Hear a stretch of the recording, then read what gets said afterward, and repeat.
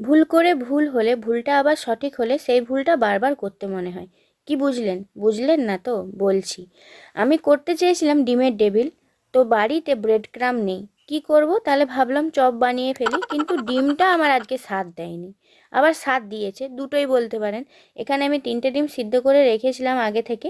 তারপরে এখানে আলু আর যে মটরটা দেখুন ভাগ্য খুলে গেছে। ওই যে ওলকপিতে দেবো বললাম তাতেও দেওয়া হলো না, আর ভেজিটেবিলে দিয়ে দেবো বললাম তাতেও দেওয়া হলো না। এখানে একটা আমি হুইসেল দিয়ে দিয়েছি। তো মোটামুটি এখানে ডিমটা কাটতে গিয়ে দেখুন আমার ডিমটা এই যে বেরিয়ে চলে গেছে ফোনটা। তো আর ওকে সেট করা গেল না পরবর্তীকালেতেও। তো আমি ভাবলাম তাহলে চপটাই বানিয়ে ফেলি, দেখা যাক নতুন একটা রেসিপি, আর আপনাদের সঙ্গে শেয়ারও করি। যদি ভালো হয় বলবো, আমি আপলোড করবো, আর যদি খারাপ হয় তাহলে আপলোড করবো না, এটুকু ভেবেছিলাম। কিন্তু চপটা খেয়ে সত্যি দারুণ লেগেছিল। ওই জন্য বলছি যে ভুল করে ভুল হলেও ভালো লাগে। তো এখানে আমি শুকনো খোলায় একটা মশলা করে নিয়েছি, মৌরি, গোলমরিচ আর জিরের। আর এখানে তারপরে ওই করার মধ্যেই তেল দিয়ে দিয়েছি, পেঁয়াজ, আদা আর ওই যে সিদ্ধ করে রেখেছিলাম ভেজিটেবিলটা, ওটা দিয়ে দিয়েছি। এখানে আমি 1 বাটির মতন বেসন নিয়ে নিয়েছি। তারপরে ওর মধ্যে 2 চামচ বেসনটা তুলে রেখেছি, কেন সেটা পরে বলবো। তারপরে নুন, হলুদ আর একটু জিরে গুঁড়ো দিয়ে একটু একটু করে ব্যাটারে জল দিয়ে আস্তে আস্তে মাখতে থাকলাম। তো আমি কেন এখানে তুলে রেখেছি জানেন? যদি হঠাৎ করে ধরুন পাতলা হয়ে গেল, তখন আমি কি করব? তখন ওই বেসনটা আমার কাজে লেগে যাবে। তারপর আবার মনে হয়েছিল যে একটু হয়তো বেশি হচ্ছে। আর যদি মনে কম মনে হয় তাহলে আমি আবার একটা বানিয়ে নিতে পারবো। তো এভাবে আমি মেখে নিলাম। তো মাঝখানে যে একটা আটা যোগ করলাম না, ওইটা ছিল চালের আটা। ওটা ক্রিস্পি হওয়ার জন্য আমি চালের আটাটা 1 মুঠো দিয়েছি। তো মোটামুটি এভাবে বেসনের কোটটা করে নিই। দেখুন চামচ থেকে পড়ে মানে কোটিং কত সুন্দর হয়ে গেছে, চামচটা দেখা যাচ্ছে না, এরকম কোটিংয়ে আপনাদের রাখতে হবে, থকথকে একটা ব্যাটার করতে হবে, যেমন দোকানের চপ ভাজার জন্য করে বেসন মাখে সেরকম। এখানে 1 চিমটি আমি বেকিং সোডা দিয়ে দিয়েছি, তারপরে নুনটা দিয়ে দিলাম। নুনটা দেওয়ার পর আবার একটু ফেটুন। যত ভালো করে ফেটবেন তত ভালো এখানে চপের লেয়ারটা হবে।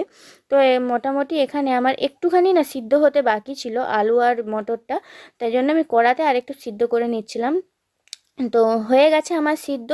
তারপর আমি কি করব, ওই যে মশলাটা করে রেখেছিলাম ওই মশলাটাও দিয়ে দেব। আর প্রথমে একটু আলুটাকে থেঁতো করে নিচ্ছে একটা গ্লাসের দ্বারা, তারপর মশলাটা দিয়ে দিলাম। আপনারা চাইলে এখানে বাদাম অ্যাড করতে পারেন আর ধনেপাতাও দিতে পারেন।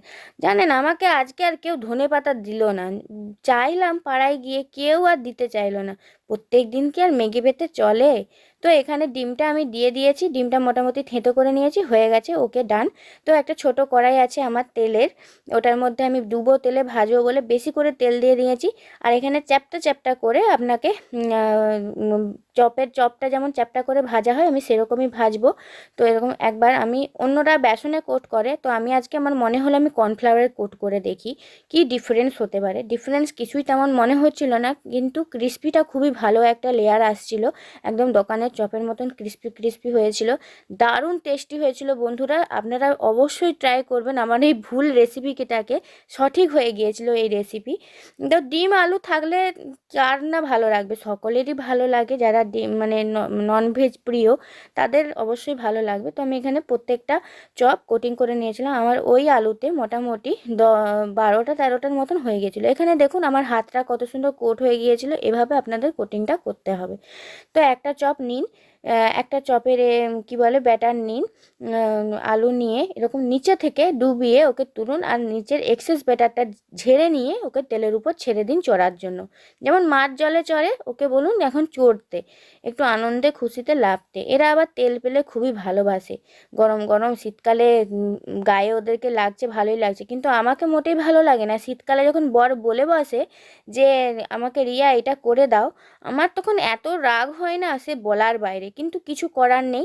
নিজেকেও খেতে মন যায়, আবার বড় কষ্ট করে আসে বাইরে থেকে, তাকেও করে দিতে মন যায়, কিন্তু রাগও হয়। তুমি একদিন করে খাওয়াও তো। সে কিন্তু আমাকে করে খাওয়ায়, মিথ্যে কথা বলবো না, প্রচুর রান্না করে সে, আর খুব ভালো ভালো রান্না করতে পারে। কোনো একটা ভিডিওতে আমি ওকে বলবো করে দেখানোর জন্য। তো এখানে দেখুন আমার মোটামুটি চপটা ভাজা হয়ে গেছে, উলট পালট করে আমি চপ ভেজে নিয়েছি। আমরা সকলে ভীষণ এনজয় করে খেয়েছিলাম, সেই এনজয়টা আমি আর দেখাতে পারিনি, ছোট ছেলে থাকলে বাড়িতে যা হয় সেই রকম। তো এখানে দেখুন লেয়ারটা কতখানি মোটার, ভিতরে আলুর পুরটা বেশি দেওয়ার জন্য কত সুন্দর লাগে। দোকানে কিন্তু এতখানি আলুর পুর দেয় না। তো ভিডিওটি ভালো ভালো লাগলে অবশ্যই শেয়ার করবেন বন্ধুদের সাথে, রিলেটিভের সাথে। চ্যানেলটিকে নতুন হয়ে থাকলে সাবস্ক্রাইব করে যেমন লাইক করতে ভুলবেন না আমার আরেকটি ভিডিও দেখার জন্য।